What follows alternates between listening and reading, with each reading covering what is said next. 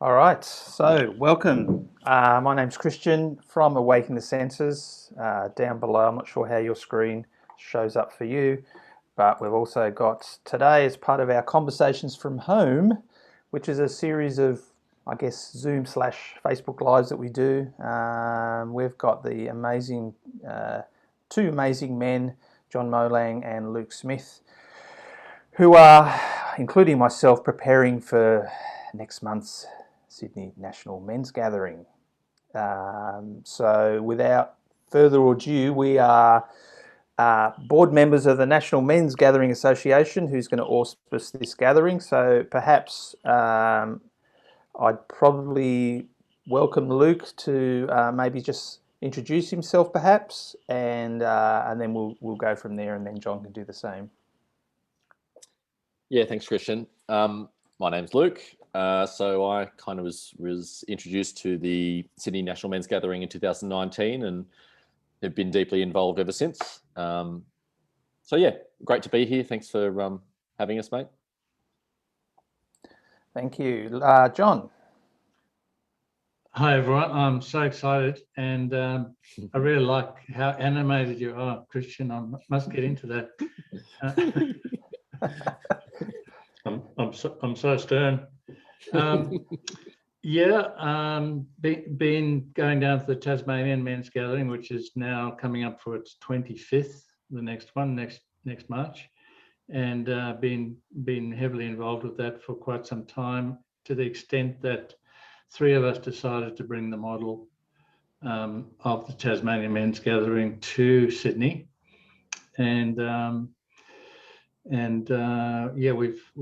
we've had some, and we couldn't do last year, and just chomping at the bit to get this one going with the theme of lost,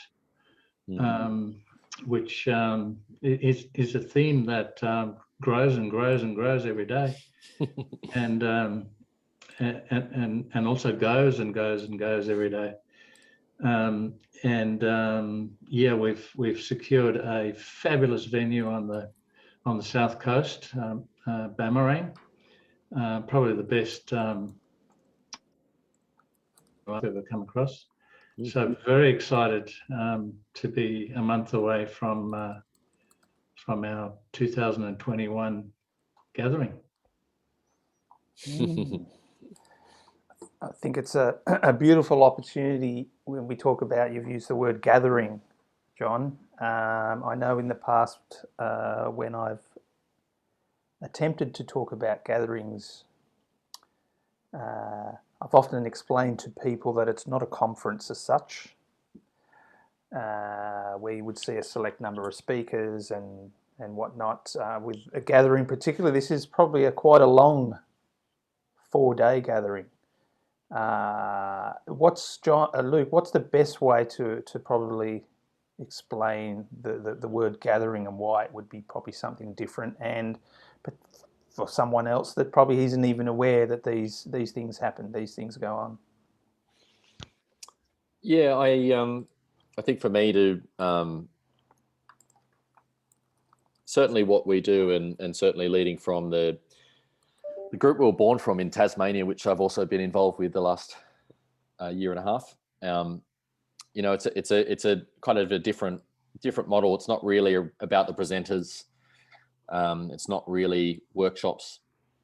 It's kind of a rhythm. So it's a men from all around the country, a mixture of leaders in different professions, different areas. We've got a whole range of guys involved in anything like coaching, counselling, corporates, a whole range of people. There's a real mixed bag. So there's a real quite a diverse community of guys getting together and basically doing some inner work, which I think is really necessary, and it's getting a little bit more sexy and in corporate, to develop your emotions and to understand what's going on with you and to communicate on a deep level. And this is really just I can only speak for sort of what we do. And it's an opportunity to get together in a community of healthy people and to go on a journey together. to explore what's going on for you, and to look at some of the things that are perhaps not working, that are in a space that provides that opportunity to do so. And it's just, it's not something that's easily described. It's a real experience. Having done a lot of different things myself for a long time, even though I'm 36, I've done a lot of different aspects, a lot of different training, a lot of different things. This is very efficient. So it's a great opportunity to be in touch with some men and learn a bit about yourself, and kind of grow, develop, step up. It's beautiful. Thanks, Luke. And John, you referenced the word lost.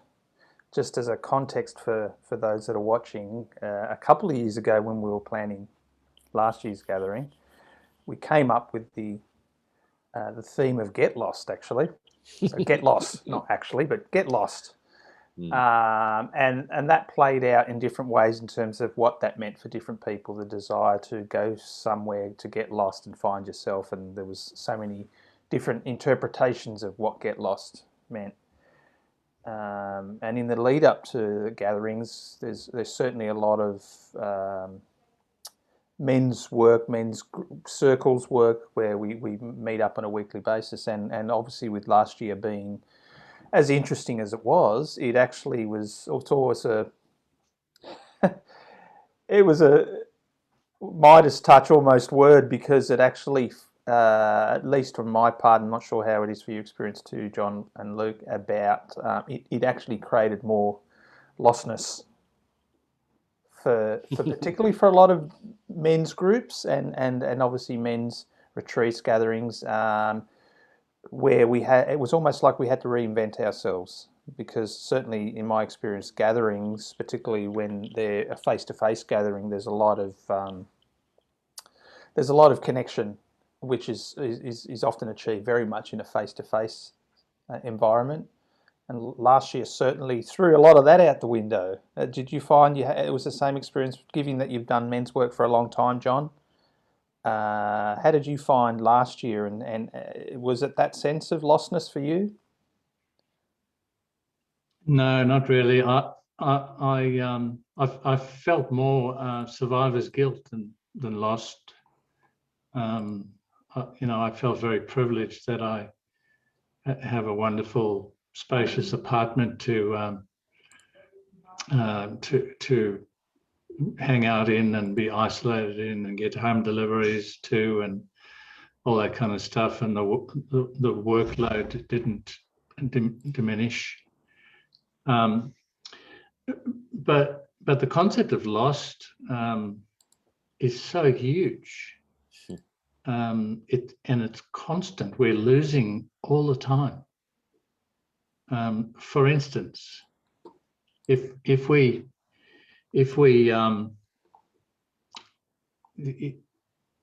look at the concept of life is only in the present, so the future is a fantasy, and the past is just a memory. So right in this moment, a moment ago, I lost everything I had. Everything. So that's a bit out there, but the concept, I lost the plot, I lost my way, I lost my dog, I lost my family, lost my keys. It's just such a huge concept, and the emotion that goes with loss is generally grief, sadness. And I remember when I was, and I'm a little bit older than 36. When I was 25, I was adventuring in India, that part of the world, for a year. and it's a very unusual environment. And I found that the most amazing things happened to me when I got lost. And India to me is what was a place where if I wanted to ask the way, I would ask 12 people, take the average, and then go the other way. That was my best chance. Because people are so lovely, they just want to help, even if they don't know how or don't know what you're talking about. So I developed this get lost strategy. So I would go out at night into the mall or the market and just look for the brightest light, and I'd walk in that direction. And then that might be a car and it might turn, and then the next brightest light is a neon sign or something. Then I'd go that way. And wow, most amazing things happened to me, and I happened to them, I guess. So lost is you know, I've been thinking about it with the theme, and in the most precise sense, I can't actually be free unless I'm lost. Because as soon as I'm found, I'm not free, I'm attached to something. So ponder that sometime. You know? So it sure is a big concept. Mm. And what's important at the gathering is what it means to each individual man. One of the things that really attracted me to the Tasmanian men's gathering originally versus other things was that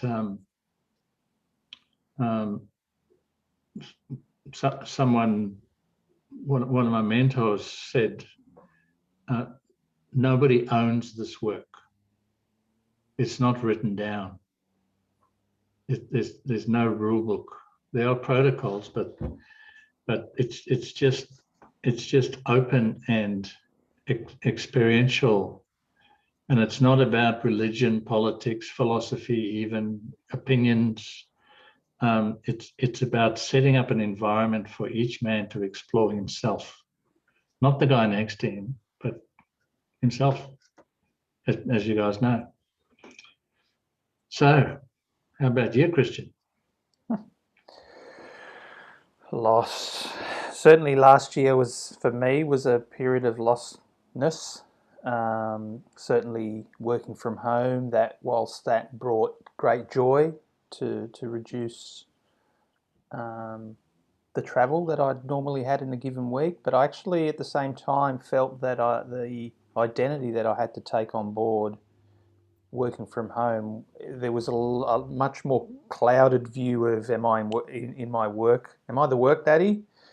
Am I the daddy with so many kids around? And it almost felt for me that it gave me the opportunity to see the triggers that I would not normally have had being in an external working environment where you're with people that you're familiar with and whatever's. But certainly when you're in work mode, but you're also in family mode, it certainly brought out a hell of a lot of triggers for me, and the sense of independence that as an individual, as a worker, all of a sudden, all these identities which you could somehow separate between work and home life, they just all melded. And the uncomfortability of it, whilst it was difficult initially, last year I found in that lostness, also being able to explore other parts of myself and my being in a more positive way, more creative way. And I feel, at least from speaking to different friends and whatnot, is certainly, and even in these conversations from home that we've had last year, I can attest to people's experiences were very similar, where they spent more time with family, they actually had dinner with family, they didn't holidays much, or they didn't go out on a work working, trip, and it's actually helped bring people together. It certainly helped bring myself together, but at the same time, it also potentially the flip side of that is it's also caused isolation for some who would normally use working environments as that social aspect, but working from home and staying home in an empty house or just with that social element was a bit of an absent part of their lives. And but for my part, I think it's been a double-edged sword, and we've had to certainly, obviously the Sydney Men's Gathering and that our association has had to flip into technology mode and do a lot online. And surprisingly, the online environment, as much as it might be as face-to-face, it was almost also an opportunity to bond in a different way. And at the same time, when obviously we came out of lockdown here in Sydney, the moment we had the opportunity to see each other face to face, somehow there was this beautiful connection, because you'd seen each other, you get an insight into people's lives and your own life, but then when you met face to face, there seemed to be a much stronger bond, at least from my experience. How was your lostness, Luke? Yeah, I think it's actually been a really terrific period, because it's kind of forced people to get out of these identities. Certainly, lost identity has been a big thing that came up for me during that period. Who am I if I'm not able to go to my work and be around my friends and all this sort of stuff? And I think for certainly stages for me and stages for people around in my life, I certainly was the experience of being lost for certain people has been, not knowing how to deal with this new situation, this new, if I'm not going into work, who am I? Or if, people have lost their jobs and changed their routines. Certainly for me and my partner, we were both working from home a lot more and in each other's space a lot more. And, that has its positives and its challenges as well. So I think it was, I think there was a lot of really healthy aspects that really pushed certainly me to get out and to create something different, stop walking to work in the same pathway, the same direction.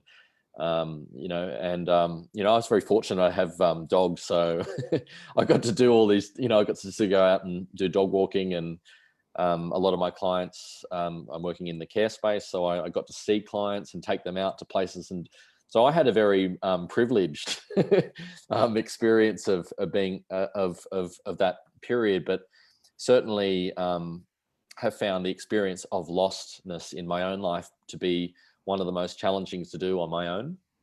And I think for me, the last year has really highlighted the importance, at least for me, which has changed my direction, that there's a real need for community and for healthy community. I got a lot closer to friends during that period. I had a lot of really important connections that I, was able to have conversations I wasn't normally having because of that environment. So I think it was a bit of a wake-up call, and I'm just totally vibing the experience of Lost, and I'm really excited about the gathering because it's such a juicy topic. And lost identity, lost my job, lost a part of myself, lost a limb. I mean, it's it's so many aspects to explore. Lost my lost my youth, all of these different aspects of experience of loss, like John mentioned. It's just, there's so many aspects that we might just gloss over. And because of the protocols of the gathering that we run, one of the things that I've certainly experienced is just, it enables us to go deep into these topics in our own experience. So like, very clear that I turn up to these events for me, and everything else is a bonus. And so it's a wonderful topic, and I really love that it just sort of presented itself. It wasn't something we, it was spoke to the now experience that we were going through, and it just showed itself. So I love working that way. I think it's awesome. Thanks, Lee. Didn't we actually have the theme before COVID? So it's all our fault. Totally. Well, that might have been Get Lost. So that maybe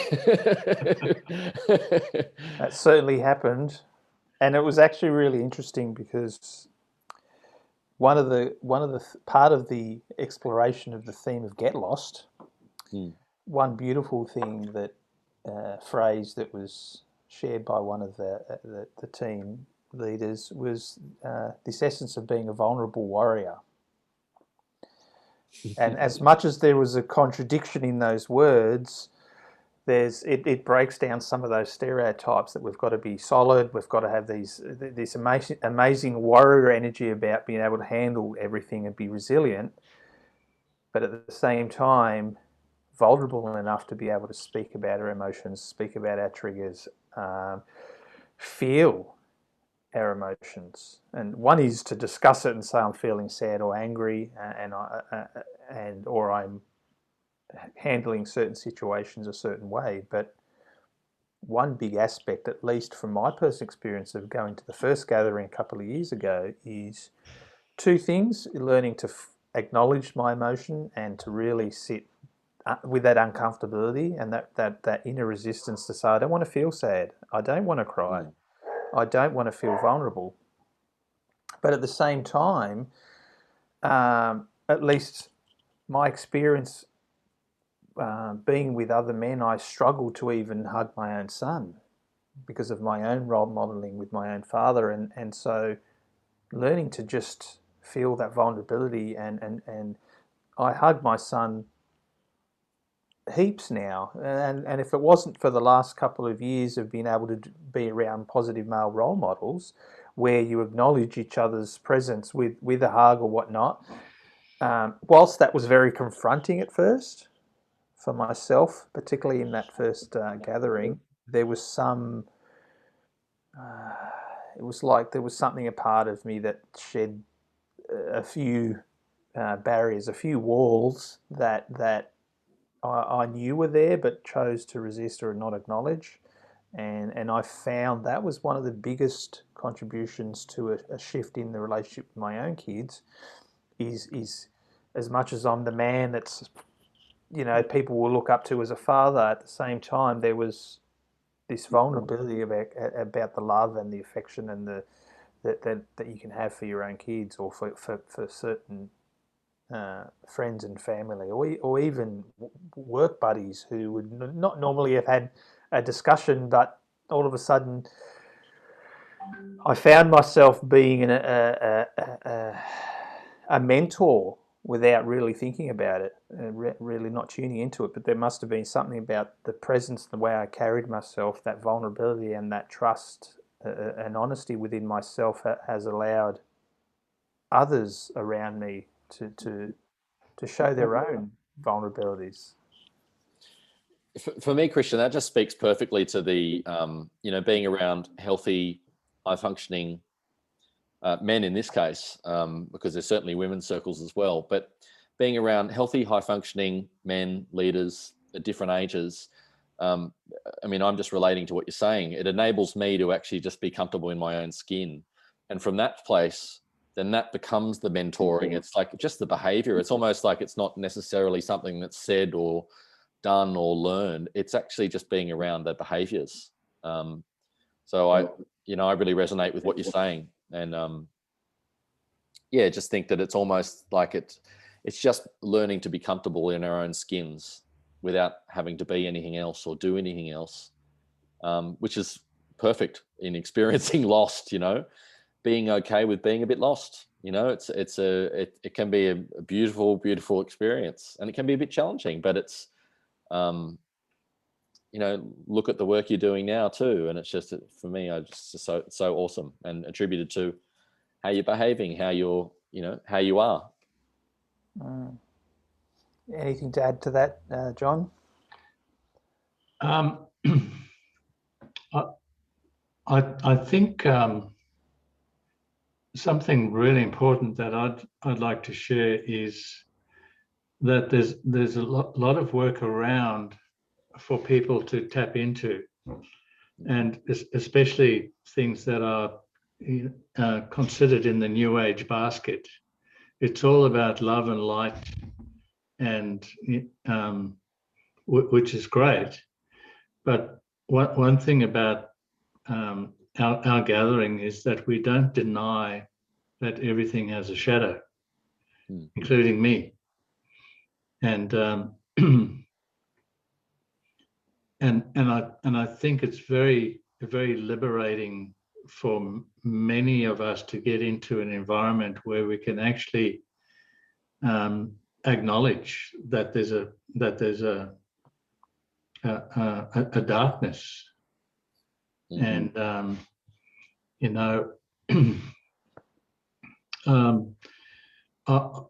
might have to be confronted one day with a situation where, if I told the truth, 2 children would die, and so I lie. I'm not ashamed of that. I'm quite okay.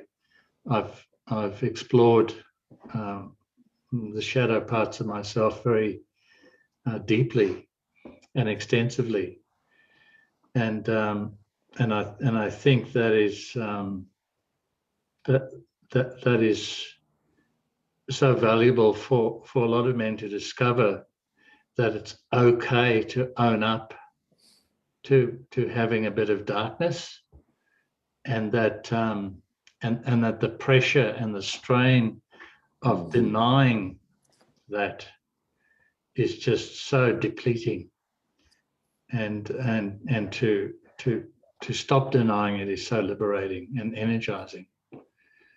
It doesn't mean we go out and indulge it, but shadow play is great, and Luke and I love shadow playing because he's such a jerk. I totally agree with you, mate. I think it's a big part of it is actually just looking at the ugly parts as well, and that's and being okay with them, not making it wrong, just recognizing that we're not all, well, that I'm far from perfect, and but when I look at these aspects of myself, there's opportunity in that to learn and to actually I really resonate with the part of having a lot more energy as a result of just being with those parts, and that being okay, rather than having to spend a long time having to be something, having to be perceived as something. And there's a lot of so much energy used from having to play these roles, or to step into that, when it's just like, yep, okay, I'm a human being. Very different approach. So I really love what you said. And you'd expect me to come back with ugly as a special kind of beauty. Yeah, totally. To me. Yeah. Yeah, I love the fact, Luke, and this is the beauty of being mentored by really each amazing by each other. You may have noticed, for those that were listening, Luke pulled himself up from saying, he said we, and then he went back and referred to himself in the I language, and that's something that's really I find really important in men's work, is the ability to own what it is that you feel, own your opinion, own whatever stereotype or trigger that comes up, and it's from an I place, as opposed to creating the external story that would be something like, it's because of you that I'm feeling this way, or when men do this, and it's trying to bring yourself back to the present moment, and bringing myself back to the present moment, and speaking from that I language, which I know certainly I found the accountability in our weekly meetups and certainly in the gathering is being able to look at that from an I perspective, and not to externalize all our experiences. And so owning your own shadow owning my shadow is not about something external to us, but something we walk alongside, if I can use your phrase, John. Walk alongside and make friends with the fact that our shadow sits with us every day, and acknowledging that it exists is probably the hardest, but the most beautiful way to acknowledge all of yourself. Not just your pretty parts, but also those ugly parts where your thoughts can go off into numerous directions, and just being able to acknowledge that. And that accountability for deep internal men's work, retreats or gatherings or one-on-ones or men's circles, it's that accountability to each other as well as to yourself, which is, I think, really important in this journey. Do you agree, guys? Yeah, totally. The way I see it is, if I enter a pitch dark room and I turn on the light, the darkness hasn't gone. I just can't see it. And so, that's as you see me here now in my brightness, there's also a very matured darkness.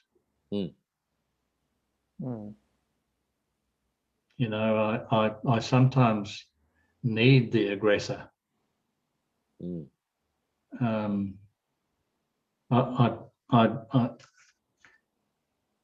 If I well, in any situation that is considered off in a social man-made context, is challenging, and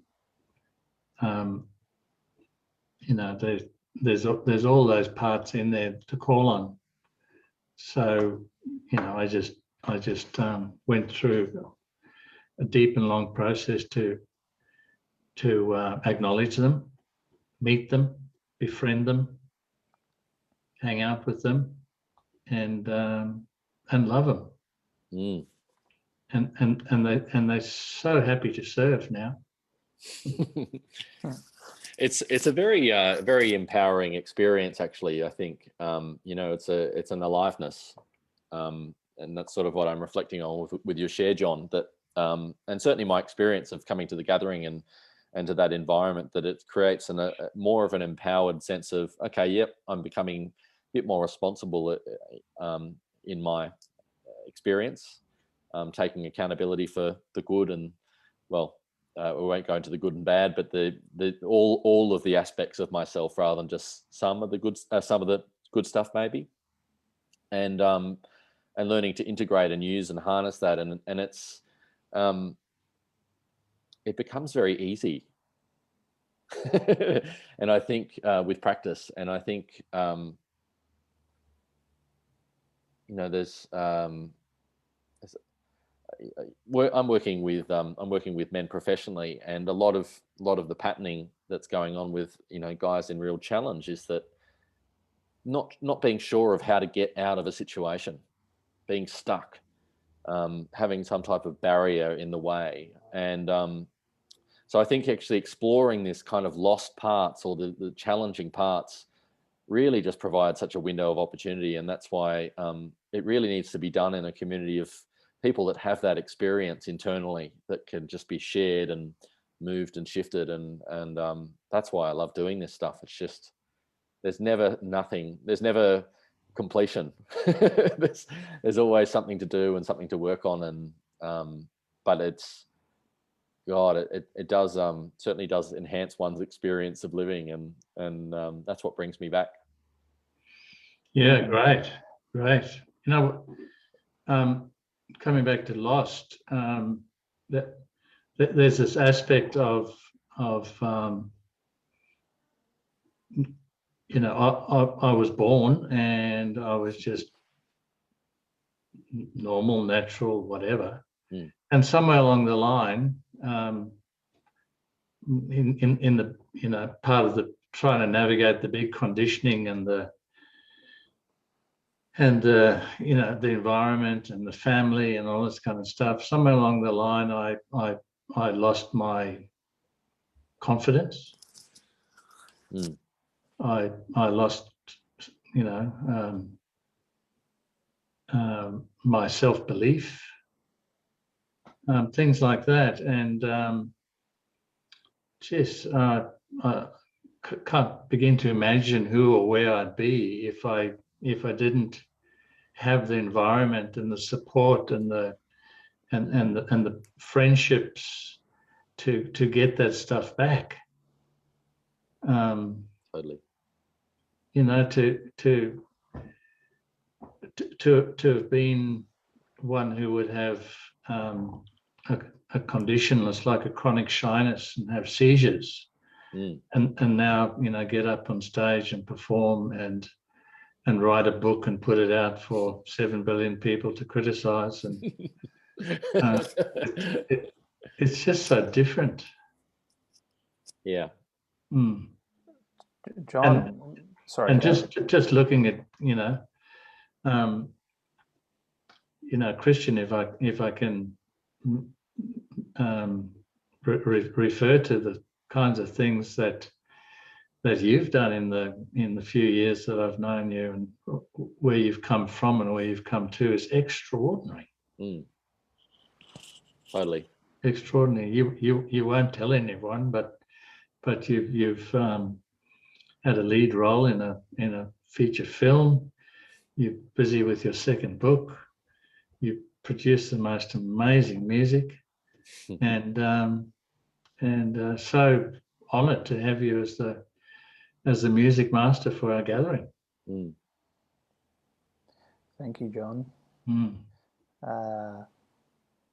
I humbly accept your praise, but at the same time, I also acknowledge the fact that, certainly, if it wasn't for a lot of the journey that I've had in the last couple of years around having those male role models around, but also often inspiration comes from a different place, where you have an open heart, you're a clear channel for inspiration. Certainly opens up a lot of manifesting.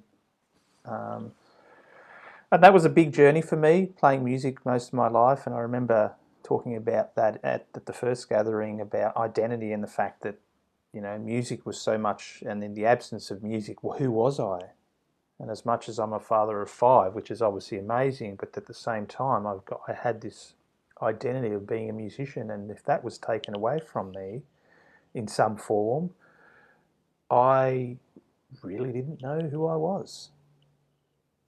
And I think certainly in the last year, I've been able to, and I touched on this the other week, guys, if you recall, losing myself simply because I didn't want to just hold on to this identity of being a musician, because I wanted to explore more of myself and my creativity. And certainly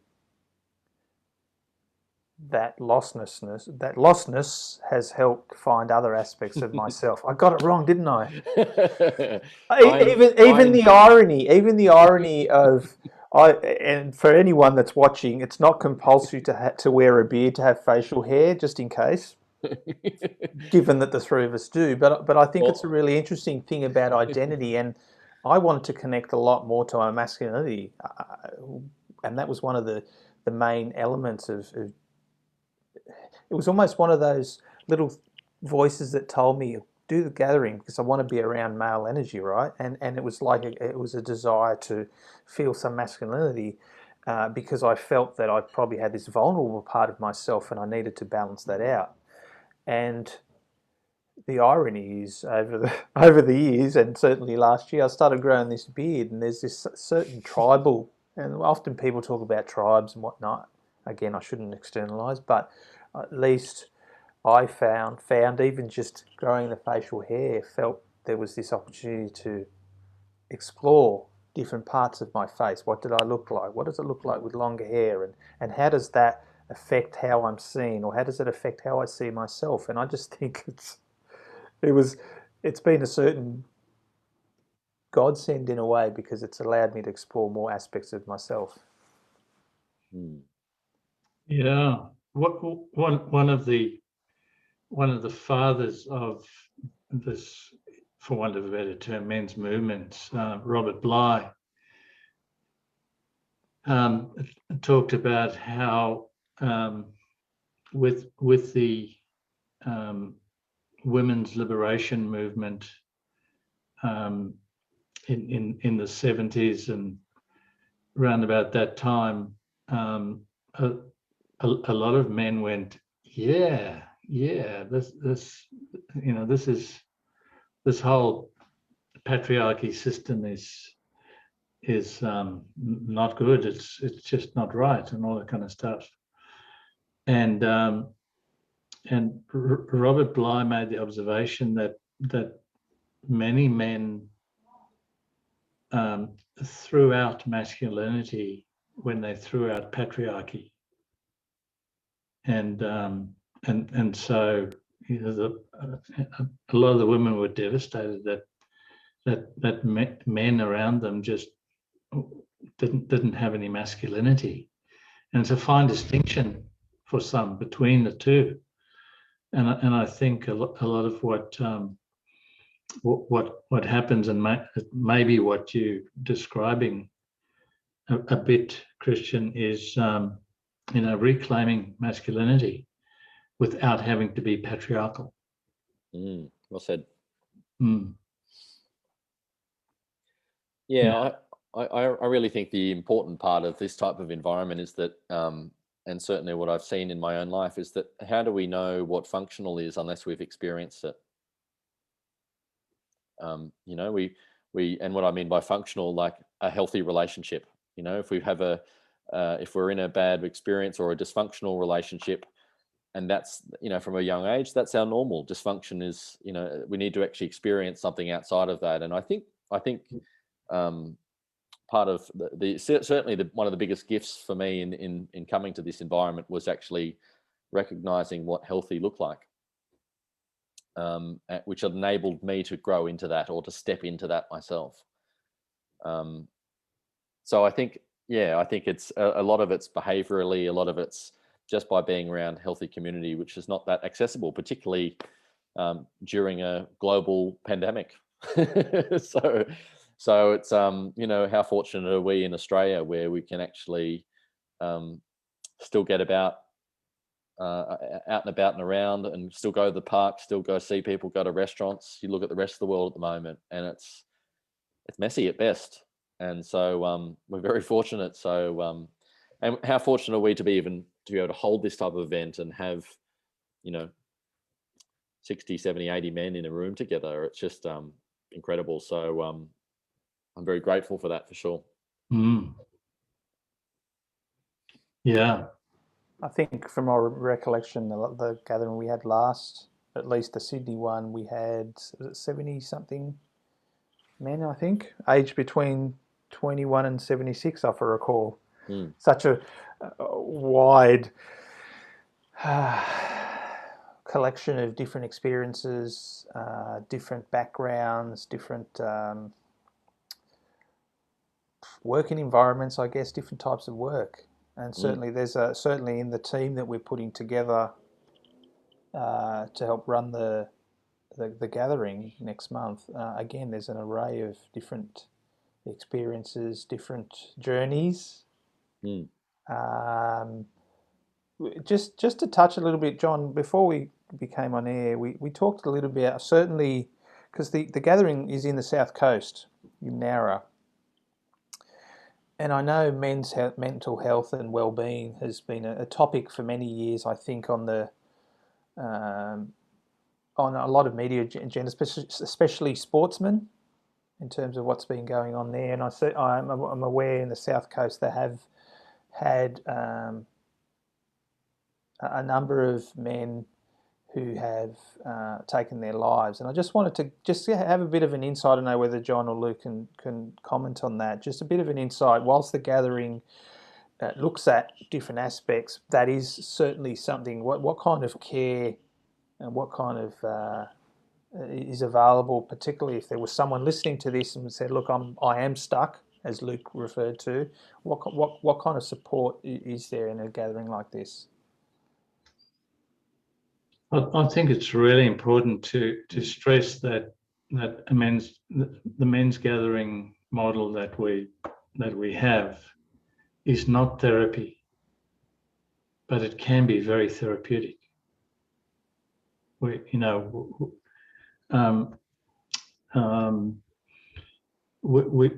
don't have medical people, we don't have psychologists. We build a community, and the people who get up and run sessions and things are men from that community that has built, not experts. In fact, we've been a bit inundated with people getting in touch with us saying, I'm very good at this and I want to run a workshop, and blah blah blah blah. And for each one of them, we've had to explain that there's an unwritten pathway of coming to the gathering and being part of it as a participant, and over time there's opportunity to step up and up and up in leadership, but it's very informal and so yeah, it's not really lectures, it's not workshops, it's not sharing or selling philosophies. It's simply asking a question like, if at the basis of your or at the basis of my belief system, do I believe I was sent to this life, or did I choose to come? And there's no answer to that question, but the consideration of it and sharing, that's just one I plucked out of the air. But just a question like, if you knew you couldn't fail, what would you do? And it's not that I want a good answer or whatever, but it sets up an environment for a man to explore. If I suddenly inherited $5 million a year, every year for the rest of my life, what would I do with my life? How much is who I am and what I do controlled by my conditioned need to earn a living? Well, I could be designing my life. Yeah, stuff like that. So yeah, when someone gets up in the middle to run a session, it's not because he's better at it or whatever, it's just his turn. And there's an opportunity for everyone to get a turn. So yeah, well said. I think, Christian, I mean, I work with that space, and I work with that challenge a lot. I've got with clients that are on the edge. It's the gathering's not really catered for that. If anyone needs help or knows of anyone that's really struggling and really in a bad way,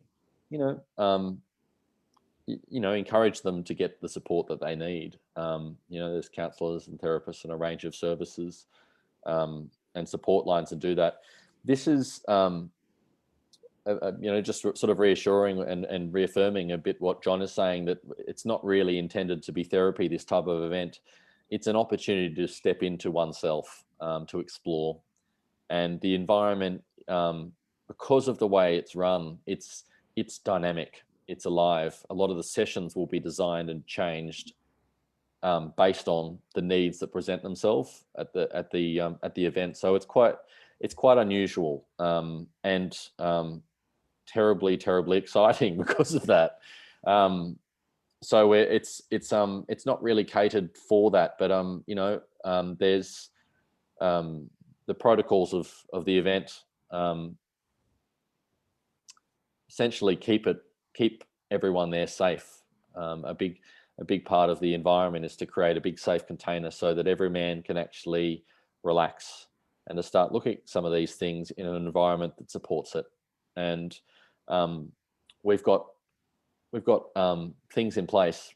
Should anyone, we've got safety in place if people need more individual care and support, and we manage that on a case-by-case basis. But there's a lot of media attention around that type of stuff, and probably not enough attention around healthy community. What are we doing to create healthy community? How we focused on developing people into leaders. And for me, having spent a good 12 months when we had to shut down during the COVID period, instead of building the next gathering, we were keeping in touch and looking after each other. And for me, it developed a level of self-care and trust and community. And we're here about to run a men's gathering, and it's there's a lot of people that are interested and engaged. And I think a big part of that is more about the community than needing needing the life jacket. And it's for people that are looking for that. Or certainly when I was looking for something I didn't have when I turned up. And so I was, admittedly, when I came to this the first gathering, probably an aspect of me needed to be refathered, and I didn't really recognize what that meant. So I think, sort of talking back a few steps, we kind of learn what we need through being around people that are functional and are getting their needs met and are living a life that kind of inspires us and also provokes us to step into who we are, what we're about. Yeah, I think I've talked enough now. No, it's great, Luke, and I think I love the fact that I love the fact that we can talk about leadership and what that means, at least from my part, and if I can speak for you, Luke, the two of us stepped into a leadership role by the fact that we're involved in organising this gathering. We were participants, and whilst we were participants this year as well, we were participants 2 years ago. Yep. And the gathering, like that was mentioned, it's an opportunity to explore oneself, but it's actually also to, at least from my part, I could see something within myself that I could be a positive role model, or I could step into some sort of leadership by having that healthy community of male mentors and role models around me, and just that space manifested, those aspects of ourselves that we knew that was there, that aspects of myself that were there, but perhaps I resisted, perhaps resisted for my own shadow or my ego, or whatever the case may be. I felt that this has actually been it's a safe container to actually fail in leadership, but also to manifest better leadership. If that's an interesting way of putting it. I've heard so many men sharing that they've never been in a place or a time or an environment where they've had the opportunity to talk about what's going on for them inside. And that's why, we say, if not here, where? If not now, when? And if not with us, with who? And so one of the great things about participating and then getting a bit more involved is that, like the three of us have all year, every year, to be in an environment where we can be open, honest, intimate, vulnerable, and not having to always pretend that there's not something else going on. That everything's fine. I'm good. I'm fine. Everything's good. Yeah. Absolutely. Yeah. Just conscious of the time, haven't been able to look. What I perhaps I wouldn't mind closing the session and maybe just with the Sydney Men's Gathering. It's a Queen's birthday long weekend. I think from the 11th, Friday the 11th through to the 14th, Monday the 14th in Bamarang Bush Retreat, which is 5 minutes or so from Nowra, south of about 2.5. And we've got people from various states coming to join us, both to be participants as well as to lead as well. What would be your final word, Luke, to encourage someone that's listening, perhaps? Understandably, there aren't too many spots left, but for anyone that might be interested, what would be your final words? I also felt, I would probably say very simply that if you're engaged with the theme of the event, if it actually provokes something within you, go for it. That's why I turned up the first year I turned up. So that would be what I would say. Yeah, that simply. Thank you, Luke. John? I'm glad I got to go first, John. I would like to say to anyone who's thinking about it, I don't need you, and I don't want you to need me, but I'd love to hang with you.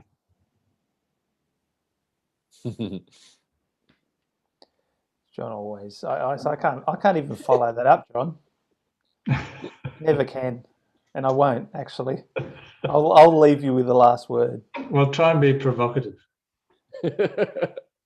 If you can handle my dad jokes and my frivolity when it comes to, then there's a lot of fun in these gatherings. Definitely a lot of fun, and the shadow work is being able to embrace. That's it. That fun and that frivolity of ourselves. Often our inner child is lost, but actually it's a beautiful part of us. And certainly, yes, the frivolity of this conversation and where it's gone, and as well as the seriousness of the topic, it's all that. So that's where I would leave that. So again, thank you, Luke, John, and my partner for taking care of the kids whilst we've been here. But yeah, like I said, hop onto the National Men's Gathering Association Facebook page. We'll put the link there in our Awakening the Senses one as well. There's an event in there which is called the Sydney National Men's Gathering 2021 Lost, and just make that step. I mean, the spontaneity of my decision 2 years ago to join the first gathering, just like I said, it was a blessing in disguise, and meeting these two beautiful men, and amongst a whole bunch of other men that are part of the community, the healthy community, that are going to be there side by side with us all. So yeah, really enjoying it. And again, thank you everyone who's joined us live, and we'll repost it on respective groups as well. But yeah, thanks again, Luke, John. And register on the website. Definitely register on the website. There's a try booking link, and there's certainly any questions. There's an email, and both Luke and John are available on their mobiles if there's any questions. Awesome. Thanks, Christian. Love you, fellas. Good night, guys. Namaste. Yeah.